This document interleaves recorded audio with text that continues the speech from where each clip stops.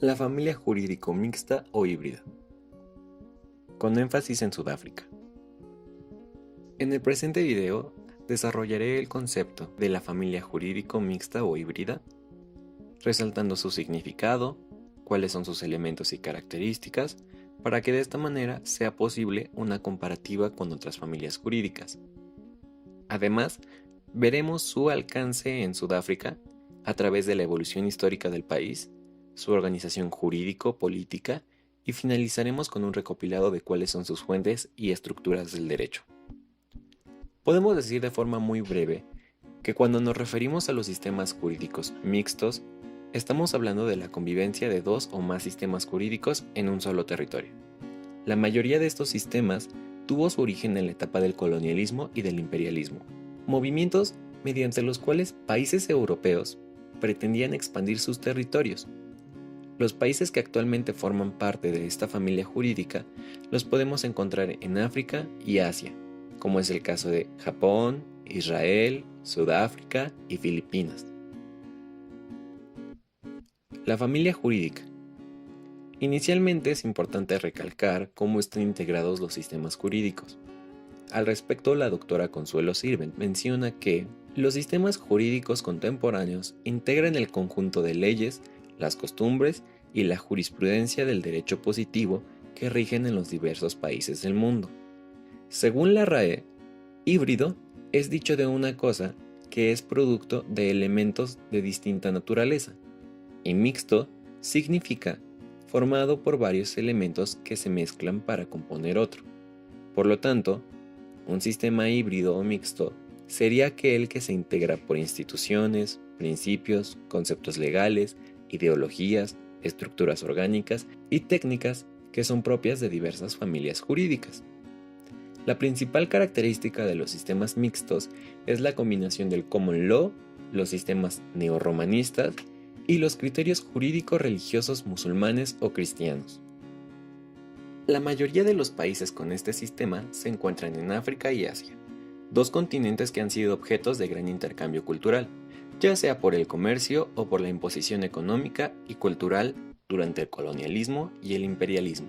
Por ejemplo, el caso de Israel, Japón, India, Sudáfrica, Filipinas, Angola, Azerbaiyán, Bangladesh, Bután, Malasia, Nepal, Singapur, Sri Lanka, Surinam, Tailandia, Taiwán y Zimbabue. Sudáfrica y su evolución histórica. La República Sudafricana, conocida comúnmente como Sudáfrica, es un país ubicado en el extremo sur del continente africano. Sudáfrica limita con Namibia al noroeste, Botsuana al norte, Zimbabue y Mozambique al este, y por otro lado sus costas colindan con los océanos Atlántico e Índico. En 1652, los primeros en llegar a territorio sudafricano son los holandeses. Ellos llegan a lo que posteriormente sería la Ciudad del Cabo. Esto, pues buscaban expandir su territorio a través de la conquista a territorios extranjeros. En el siglo XVIII, la que era una colonia holandesa, sufre la conquista del Reino Unido, convirtiendo esta colonia en una británica. Llegado 1810, Reino Unido había expandido el territorio que dominaba. Esto da pie a que en 1944 surgiera el movimiento Apartheid, movimiento que tenía el propósito de separar las razas, donde la raza blanca, aun siendo minoría, buscaba dominar a la raza negra. El nombre Apartheid viene de separar, pues querían designar un nombre a la política de segregación racial y organización territorial que se aplicaba en Sudáfrica. La indignación mundial no se hizo esperar, y en los años 70 comenzaron las resoluciones de la Organización de las Naciones Unidas y las sanciones internacionales. En 1691, el país abandonó su estatuto de dominio británico y se convirtió en la República de Sudáfrica. En las votaciones de 1994, Nelson Mandela se convierte en el primer presidente negro con más del 60% de votos. ¿Cuál es la familia jurídica en Sudáfrica? La familia jurídica que encontramos en Sudáfrica es una mixta o híbrida, siendo compuesta por el derecho romano, holandés y el common law. Sudáfrica cuenta con un estado parlamentario, con un sistema democrático de gobierno. Esto quiere decir que la Constitución es la ley suprema. aplicable a todos los órganos del Estado sin importar sus niveles en el gobierno. Ahora veamos la organización jurídico-política, teniendo tres poderes: legislativo, judicial y ejecutivo. En el poder legislativo, el Parlamento es la autoridad en Sudáfrica. Además de ser bicameral y estar abierto a cualquier raza, está compuesto por una Asamblea Nacional, con no menos de 350 y no más de 400 personas, y un Consejo Nacional de Provincias, de 90 delegados, 10 de cada provincia. El Parlamento sesiona por lo menos una vez al año. La primera a los 30 días después del día de la votación de las elecciones. El Parlamento estará en funciones durante los 5 años a partir del día de su primera sesión. Los proyectos de ley pueden ser presentados indistintamente por la Asamblea Nacional o en el Senado, como Cámara de Origen, a excepción de las iniciativas de ley sobre cuestiones financieras. En este caso, la Asamblea Nacional actúa siempre como una Cámara de Origen. Las iniciativas deben ser aprobadas por ambas cámaras y sancionadas por el Presidente de la República.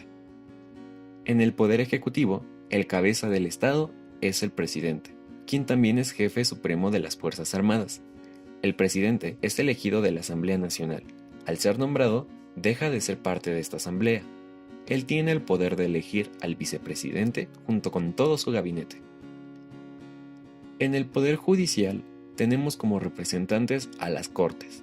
Estas son independientes y están sujetas a la Constitución.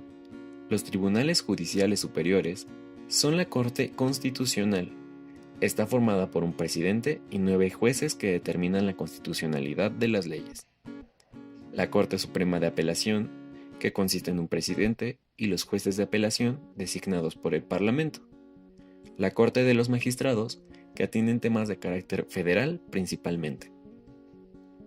Las fuentes del derecho sudafricano.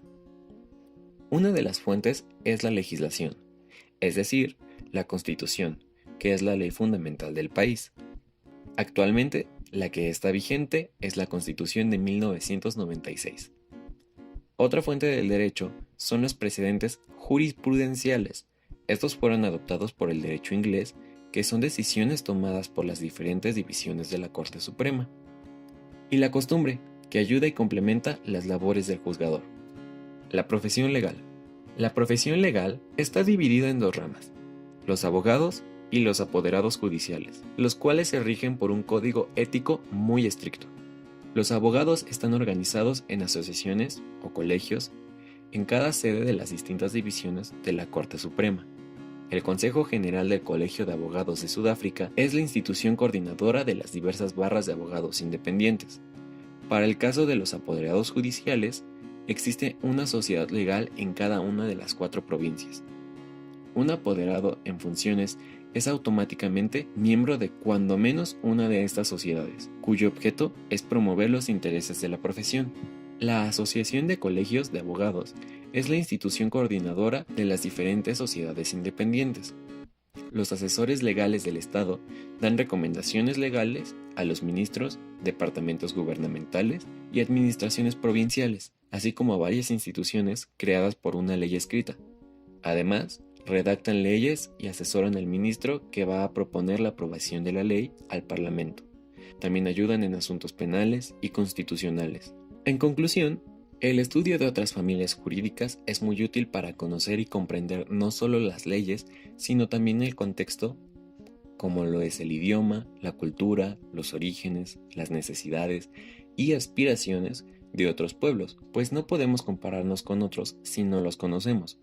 Es en este punto donde nos encontramos con la importancia del derecho comparado, dado que nos permite conocer las diferencias y similitudes entre distintas familias y sistemas jurídicos para mejorar el nuestro. Muchas gracias.